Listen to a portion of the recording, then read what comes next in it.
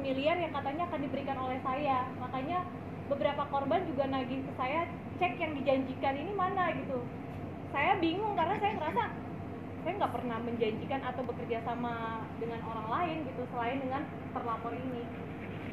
Mbak Bunga, berarti sempat ada teror juga dong dari para korban-korban lain?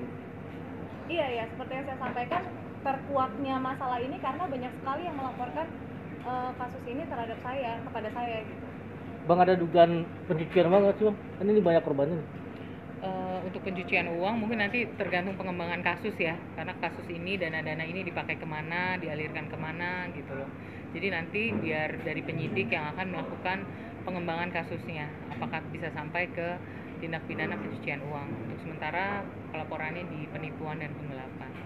Karena boleh saya tambahkan juga ada investasi yang menggunakan perusahaan catering saya.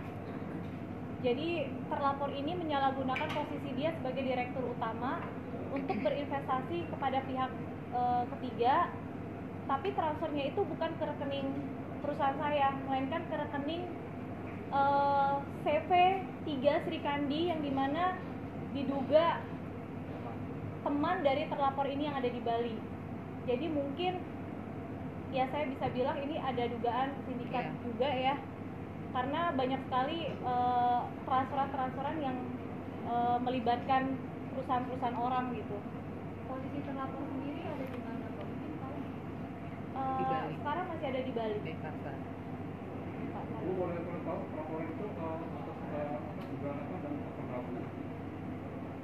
Bisa dikasih 37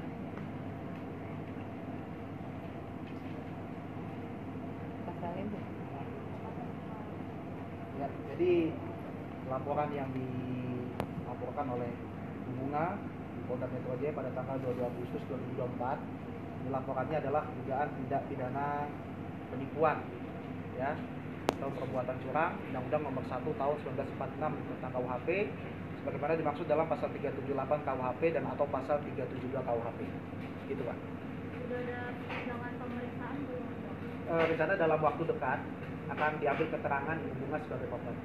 Saya bersyukur banget sih karena dari semalam saya posting, jujur saya mau terima kasih juga sama bapak-bapak Polda Metro Jaya, langsung cepet banget.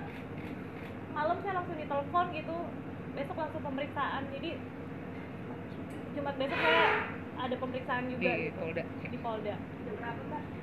Jam 10 pagi. Krimum. Rimum. Dari gimana nih anaknya? Kenal gak sih sama seperti yang apa sih Kak Diri, mungkin dirimu kan manajernya nih gitu kan, setelah pengetahuan dirimu sebagai manajer apa sih dengan kasusnya? Kalau dibilang kenal ya cukup kenal karena Kak Bunga lagi tuh kenalin si perempuan ini tuh di Bali ya. Dan Kak Bunga kan ini emang tipe orang yang nabung kan buat masa depan dia, masa depan anak-anaknya. Memang sering banget, nggak tahu dia kayak kesirap aja sih sebenarnya gitu. Dia kayak kesirap aja tentang masalah bisnis yang di Bali itu tuh benar-benar ditutup gitu loh, nggak dikasih tahu. Biasanya dia apapun bisnisnya diinfo, dia gimana ya, ini sama sekali ditutup gitu. Dan ketika teman-temannya mau masuk ke bisnisnya yang kamu nggak jalanin, kamu juga kayak kesirap, jawabannya template orang-orang. Si A nggak ada duit, si B nggak ada duit, si C nggak ada duit, si D nggak ada duit. Nggak tahu ya, gue juga nggak percaya sih sama soal-soal kayak masalah-masalah yang di advertise atau apa gitu segala macam. Kan kita nggak pernah tahu ya, karena dia main ngasih duit aja, ngalir aja gitu. Dan tiba-tiba dapat kabar dari apa nanti gue kayaknya, dan itu baru tuh mulai pikirannya dia buka. Dia kalau ada pikiran tuh mentoknya dia pasti nangis dulu, bener-bener nangis dulu, stres dulu segala macam. Nah mulai tuh kejanggalannya terbukti kayak kok bisa Kak Bunga disuruh kirim uang main kirim aja, disuruh bohongin suaminya bohongin aja, disuruh kayak gini itu dilakuin sama Kak Bunga semuanya. Bener-bener dia nggak mau syuting juga, dia bilang Dan kayak aku nggak mau syuting dulu. Makanya kayak mikir Kak, ya memang offline yang kita dapat sama syuting yang kita dapat 2 tahun belakangan ini tuh alhamdulillah penyakitnya yang luar biasa gitu. Cuma setelah itu tuh setelah masuk ke perempuan ini tiba-tiba dia bilang ya, jadi kayak manajer satu Indonesia yang megang aku kamu ya, tapi yang di Bali bukan kamu ya, dia aja. Mikir gak? Gimana sih sistem kerjanya nih gitu loh. So, pasti kan kita berpikir kayak tiba-tiba ada satu daerah di mana aku nggak boleh sentuh sama sekali gitu loh, sedangkan aku juga punya usaha di Bali gitu. Macam ya agak aneh sih ya, pasti dibilang khawatir ya sangat khawatir lah gitu. Kamu juga tipe orang yang sangat peduli. Tapi karena juga gimana ya, udah terjadi ya, sebenarnya udah terjadi nih, dan ini juga bukan nominal yang kecil, nominal yang gede banget. Uang selama dia kerja habis kayak gitu aja sama orang yang dia percaya tuh.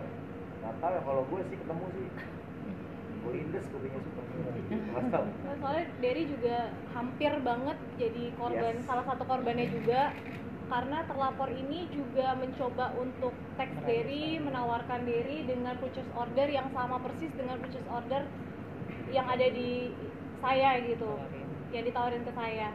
Tapi Dan beberapa teman entertain kakak ya. iya, dan beberapa teman-teman entertain saya yang mungkin saya nggak bisa sebutin, dia juga hampir jadi korban penipuan dari terlapor ini.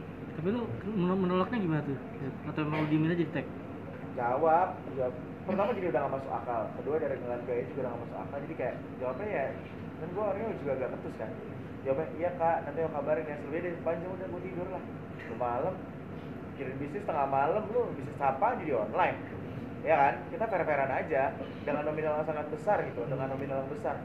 Jadi makanya untungnya Kabunga tuh kayak ngelindungin gua nih, ngelindungin teman-teman entertainnya gitu loh. Tapi entah kenapa Kabunga kesirap duitnya gede banget, tapi kita tuh bener-bener dipotong gitu sama Kabunga. Jangan. Ini di bawah alam sadar ini. Jadi saya bisa banget begitu dana masuk, nggak ada berapa lama saya langsung transfer gitu. Terus kalau dia tuh bisa tahu kalau saya ada uang berapa, baru masuk dari mana, dia bisa tahu gitu. Dan dia minta transfer berapapun, saya langsung bilang iya. Saya nggak bisa ngomong enggak, kata tidak tuh enggak. Jadi berapapun dia minta, 500 juta, 1 miliar, 1,5 miliar, itu saya langsung Ya.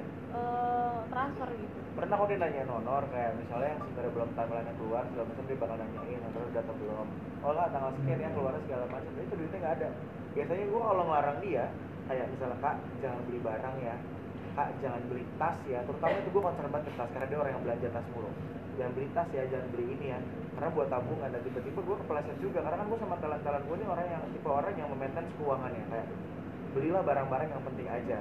Dan akhirnya bener dia kasih bukti ke gue kayak, Der aku nggak beli tas lagi ya, nggak gitu dong kak, segala macam. Tapi digondol orang. Makanya kalau ketemu gue pengen gatak nih, gue nggak pakai basa-basi orangnya. Gue dibilangin sekarang kan udah terjadi ya, tabungan tuh itu udah raib lah ibaratnya. Tinggal cari solusi gimana caranya uang nggak balik atau masalah ini cepat selesai segala macam. Jadi makanya gue minta tolong sama teman-teman media biar nggak banyak orang ketipu lagi ya. Dan sebenarnya ketika Kabunga ngepost ini, beberapa artis besar juga tuh langsung ngechat gue. Dia ternyata juga lagi proses ketipu, cuma dia belum nge-up. Si artis cowok ini lagi juga, kak, Der, aku juga kena tipu nih, kayak gini juga sama. Nah ini tuh bakal jadi kayak apa ya? Bumerang juga nih buat orang-orang nih, hati-hati gitu loh. Jadi lebih baik ini harus diviralkan masalah ini, biar tidak ada lagi korban-korban selanjutnya. Dan sebenarnya untuk nanti tersangkanya harus dihukum seberat-beratnya, dikasih efek yang sebenarnya jerah banget sih gitu. Orang